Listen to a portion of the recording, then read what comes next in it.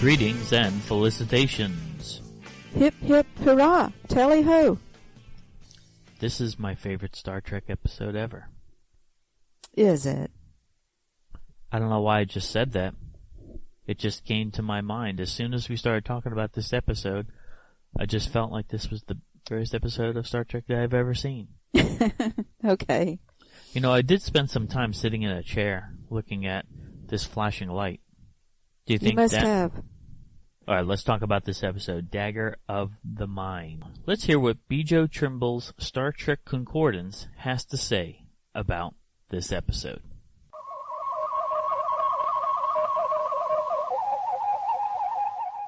Dagger of the Mind, written by Shimon Winselberg, who used the name S. Bar David.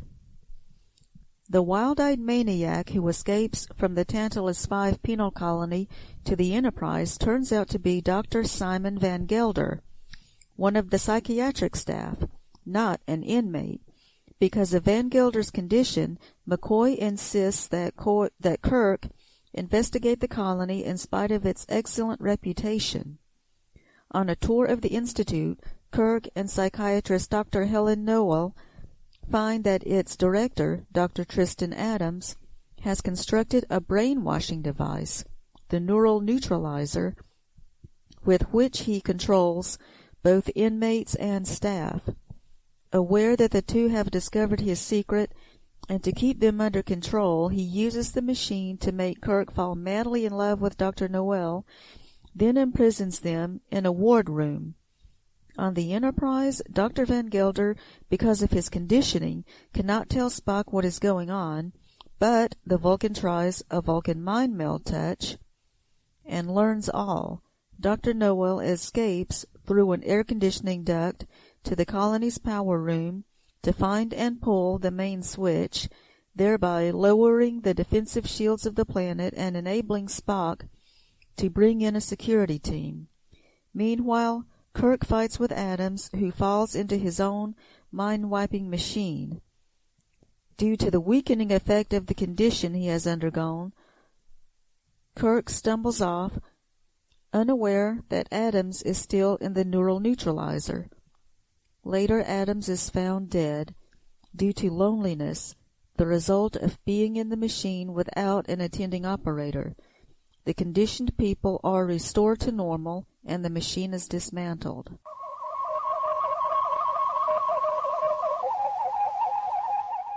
So we watched it together with a friend.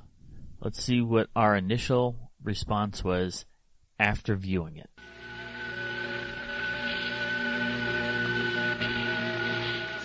I'm Nayar, and just finished watching this episode. It was a different pace. It was just, I think, much slower pace from other Star Trek episodes. It really took some time to get to the point. So this was kind of an odd one for me. This is Kavora, and yeah, I didn't really get as much out of this one. So we've got, Kirk and the lady psychiatrist, and she was, she didn't seem very professional. So they're in the neural paralyzer room, and she chooses to give Kirk a scene that has to do with romance, and the part where she was crawling through the air duct. I mean, that was a huge air duct, wasn't it? It was like, I mean, when Kirk was saying you can go through it, I mean, he could have gone through it, And then when she came back out of it, Kirk happened to be right there at the other end, right when she came back out. I mean, that was great timing for both of them.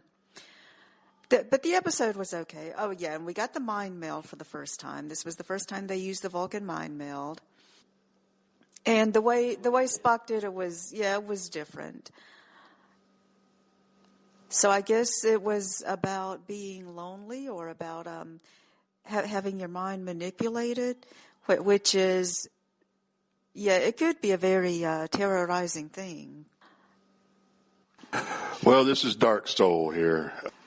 To be honest, I was trying to stay awake during it. It was very, very slow. It just, I couldn't even make jokes about this one. And yeah, the mind meld, it was, Spock himself was talking about how he'd never done a mind meld on a human before, and how it was so sacred. Yet later on, anytime he needs to, he has no problem doing a mind meld with a human. So is it that sacred? Is it not that sacred? Plus, the way he did it did not look anything like what is in further episodes.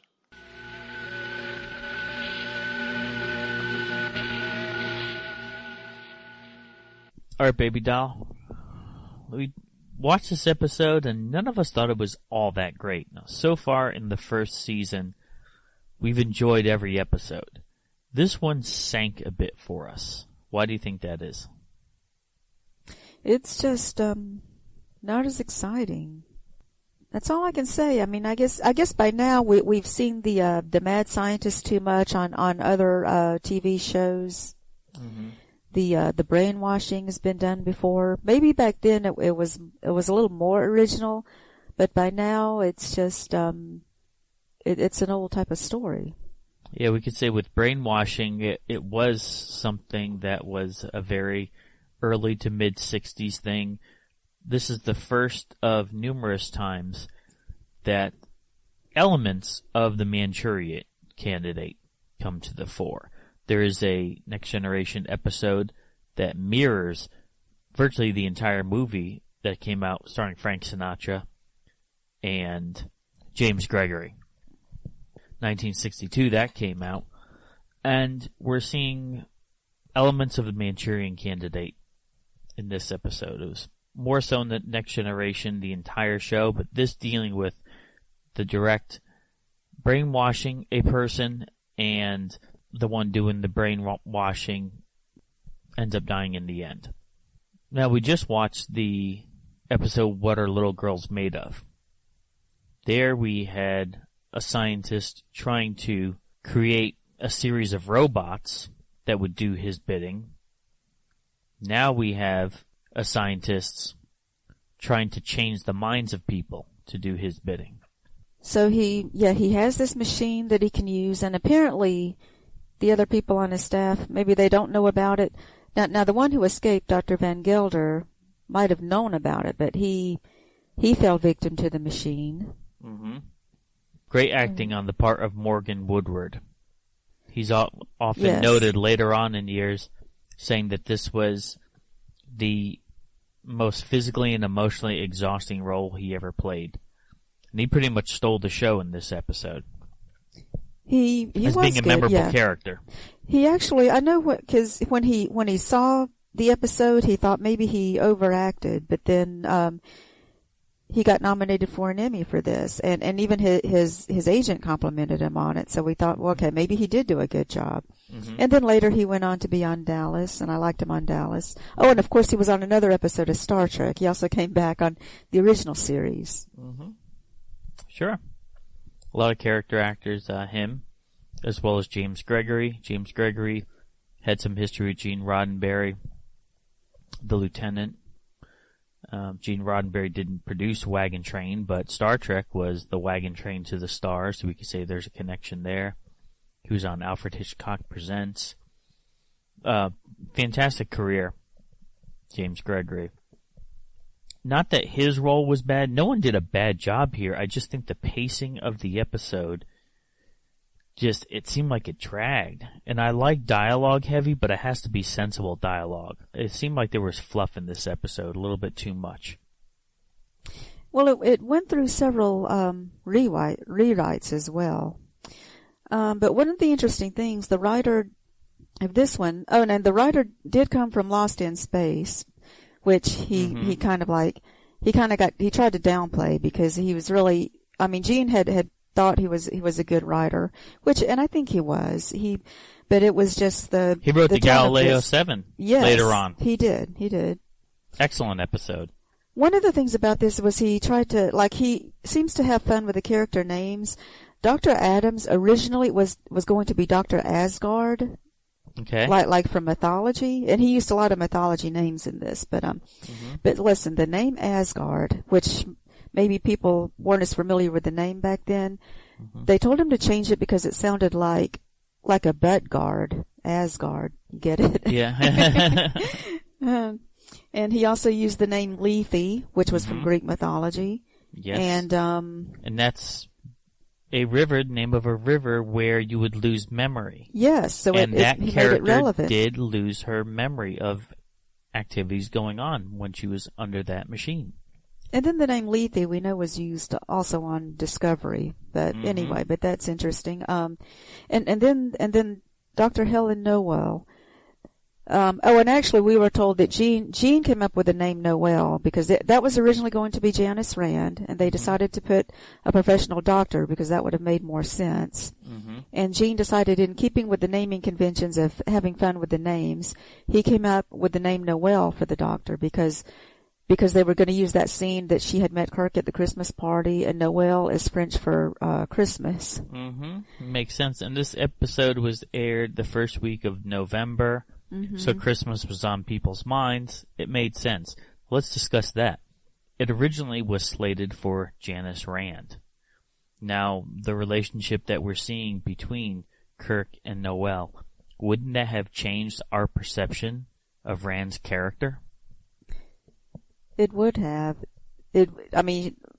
Having an affair with his yeoman, yeah, that would have really been different. But I also understand that Grace Lee Whitney, who played Rand, she actually, when they sent her the script, she liked it. She was excited about doing this, but then they decided to pull her, and she was, disappointed.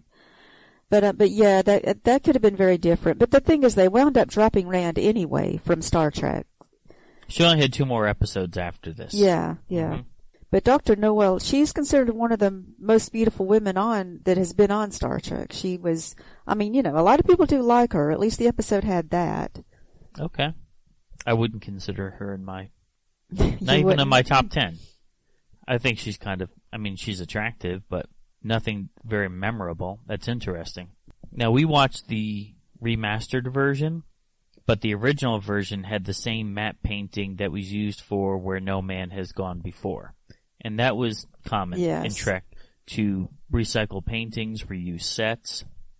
This set we're going to see again. This chair we're going to see again a few times more. Twice more, actually, in Star Trek. The sets are all reused. But I think they did a great job of making us feel like we're in a different environment. I think they do a good job of changing the sets. Enough that they look different enough that you don't immediately see it and go, I've seen that before. No, we think this is a planet we've never seen before. And also the episode title, Dagger of the Mind, was from Shakespeare, which was a common thing that Star Trek did. But it was, in this case, how, like Gene liked using Shakespeare titles, but this title actually came from the writer. Now we see the early stages of Spock using the mind meld in this episode. This was actually the first episode where Spock used the mind meld. They didn't call it the mind meld. Did they not actually say it in this one? Believe. Interesting. I didn't notice. Well, his hand placement was different, so we could say that they were still trying to figure it out because of the fact that they didn't want to use hypnosis. The original script did call for McCoy to hypnotize Van Gelder, and then something came down from the network saying that, well, the thing is, you just have to be careful not to hypnotize the audience. People watching this on TV could get hypnotized if they really did try to do that. That's wild, even considering that was something that they were concerned with. I know. So they just, so Gene wanted to change it to Spock hypnotizing or doing something, and then the network said you have to show that Spock is qualified to do that then because McCoy is the doctor. So this is where Gene came up with the idea of the Vulcans doing the mind meld. Which I'm so glad that they had all these obstacles, because that becomes a key trait of Vulcans. That they always used later. But you can tell this is the first time because in this episode Spock said that it's never been done on a human before and it could be very dangerous. But he never acts like it's dangerous after this. I guess after this one time, he knows it's okay. And remember how they treated the mind meld on Enterprise. I mean, like it was taboo, and you had to be especially trained for it.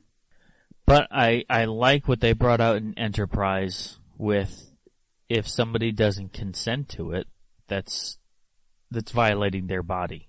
Right, which it is. And yeah, they kind of didn't consider that on TOS. Yeah. Mm-hmm. Which does make sense. Star Trek Trivia. Trivia question number 1. What is the destination of the records the Enterprise crew beams aboard? Number 2. How long had Van Gelder worked with Adams? So let's talk about the episode and just some of the odd things about it. I think that's one of the things that we struggled with throughout the episode.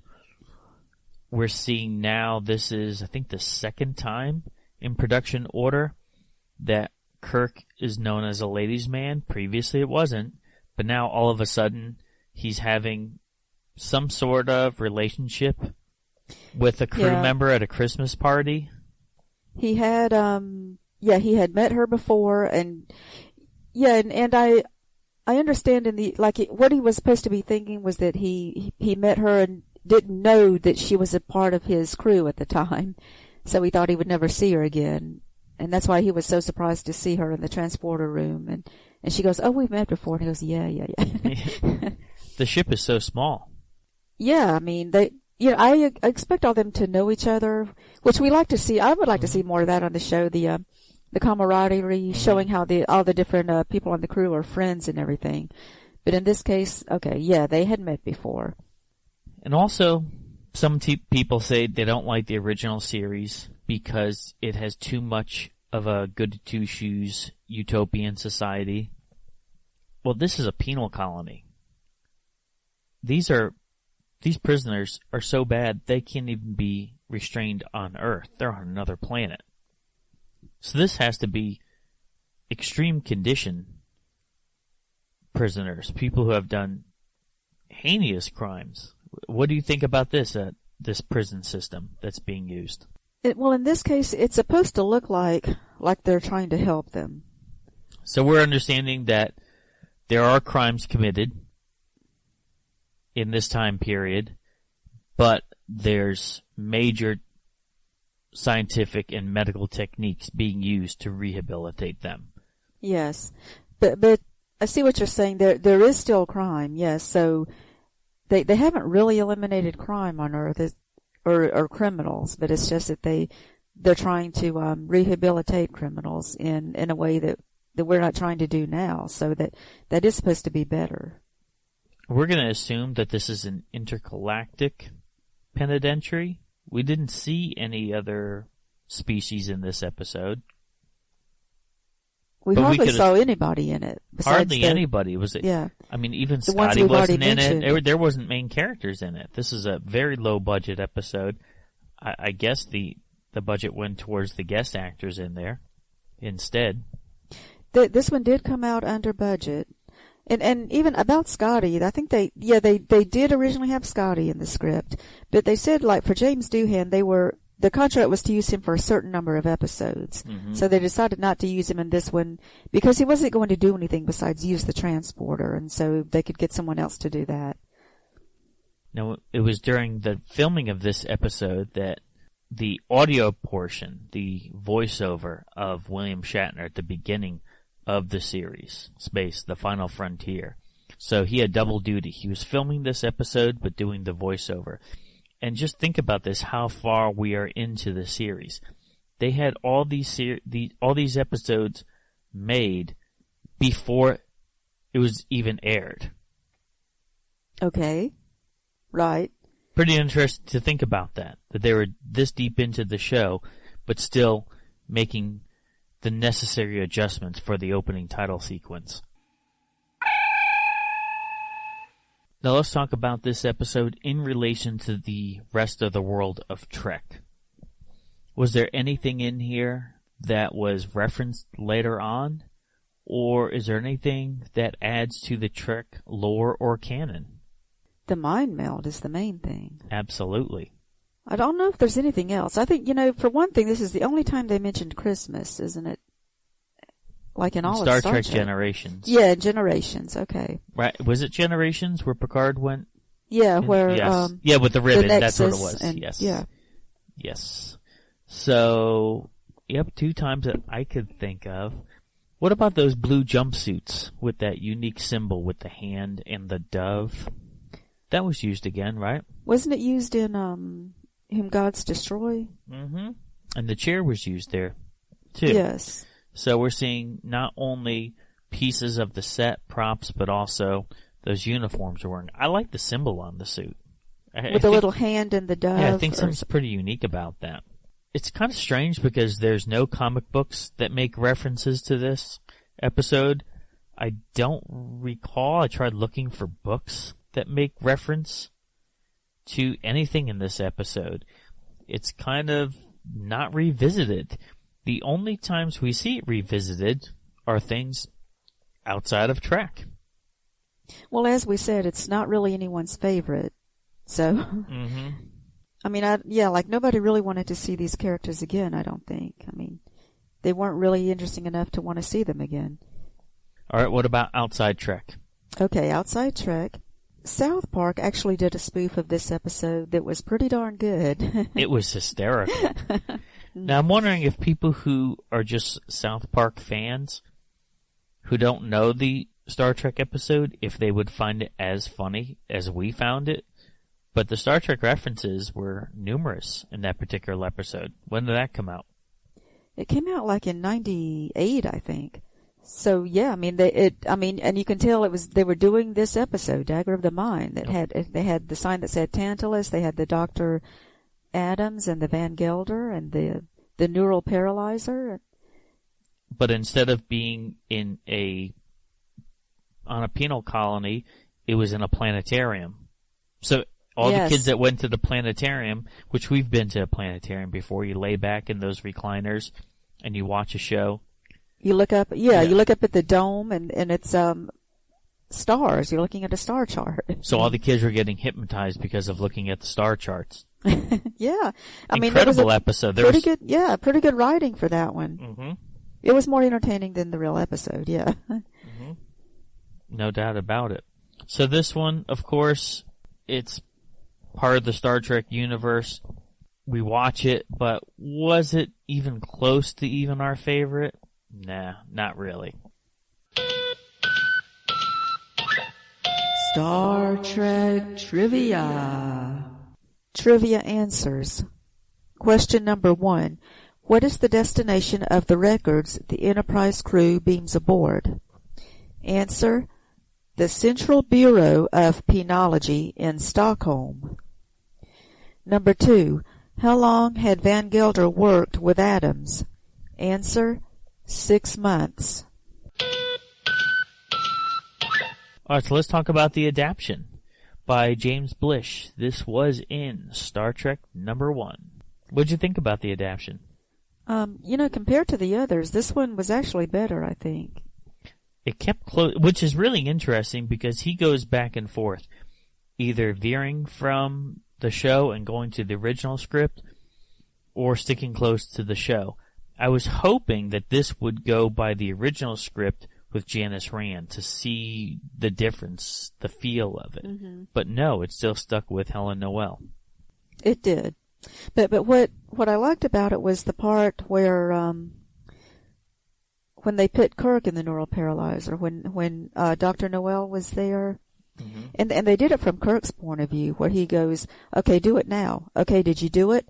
What do you mean you did it? You just did it again? What?" I mean, that part was great, seeing it from his point of view and realizing that he doesn't have any memory of it. I mean, that was the cool scene there, actually reading it and that was effective, seeing it written like that. Mm-hmm. To see that from when we watched it on the show, we were actually able to hear what Helen Noel was suggesting. But mm-hmm. from his point of view, it was totally blank. Yeah, he didn't know anything was happening, and it was just I mean, like just for 2 seconds, he didn't know what happened. Then he lost another 3 seconds. I mean, it was like, yeah, it was, so that was, even more effective. Another thing about the adaptation, Dr. Adams said that what he wanted to get out of this was power and to be able to have a comfortable living. That was actually in the original script, but it was something that got cut out. And that's one thing that made the episode not as good when you were watching it. You don't know why Dr. Adams is really doing this. Exactly. There was no point to it. Yes. When the previous episode, What a Little Girl's Made Of, there was a point.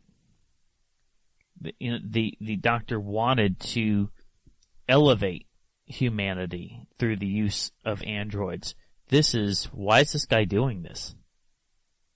Yeah, because it doesn't seem like he's making anyone functional, does it? And the ones that he did it to, that he was using in service, they were pretty much just brain dead.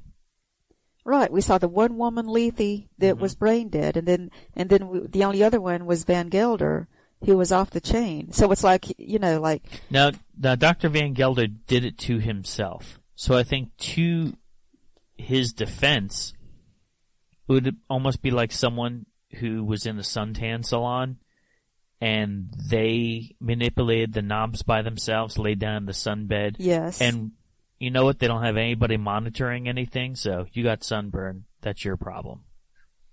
Could we look at it like that? You could, but did he really do it to himself? Because wasn't it just, it was Dr. Adams that said Van Gelder wanted to test it on himself, but he could have been lying about that. That's true. That's true. But it does show the power of that machine, so this is what it can do. It doesn't look like it's doing anybody any good. And it reminds me of the Manchurian Candidate movie of later on. Manchurian Candidate movie talked about brainwashing, mental manipulation in the 1950s. And we know during that time period, so many things were being done for mental health patients that have now been deemed torturous, really. So yes, they said there are FBI techniques for interrogation, giving drugs and things, and they've decided not to do that. That's considered torture now. Sure. So this was a time period that when all this was going on, whether it be the Manchurian Candidate movie, this episode of Star Trek, tampering with people's minds using outside sources were something that was being done in the real world. So this episode had to have a more significant effect or a very different effect when it was viewed then as opposed to when it's viewed now, and how it's viewed now. I think the idea was good. It's just that the execution for this episode, it just wasn't as much fun. But they could have done something about brainwashing that could have been a good episode. It just wasn't as good with this one. But the reading of it, the adaptation, it flowed better. I think because it's more condensed. James Blish tends to trim the fat. He reduces it to the ridiculous. Which usually isn't good for these stories. But for this episode, yeah, for this one, yes. Yeah. The ending was the same, and let's talk about the ending. Can you really die from loneliness? Interesting question, huh? Mm. And that's another mental technique that's used dealing with prisoners. Solitary confinement. It's used for punishment, yes. Deprivation. There's a Deep Space Nine episode when they threw Sisko in the box. He's isolated. He has sensory deprivation, but the idea of the episode and the book, the adaptation, someone dying from loneliness, I think that was extreme in such a short period of time. But big picture, I think depending on your personality, depending on the person, it could take something out of the character of the person. I think in this case it's because it was his mind, because the machine was just tuned into his mind, and it cleared out his mind and made him not able to think about anything for a long period of time.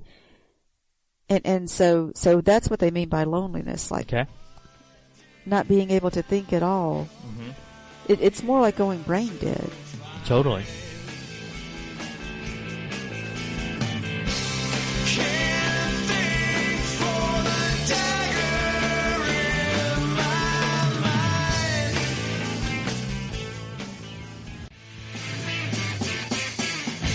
Thanks for listening.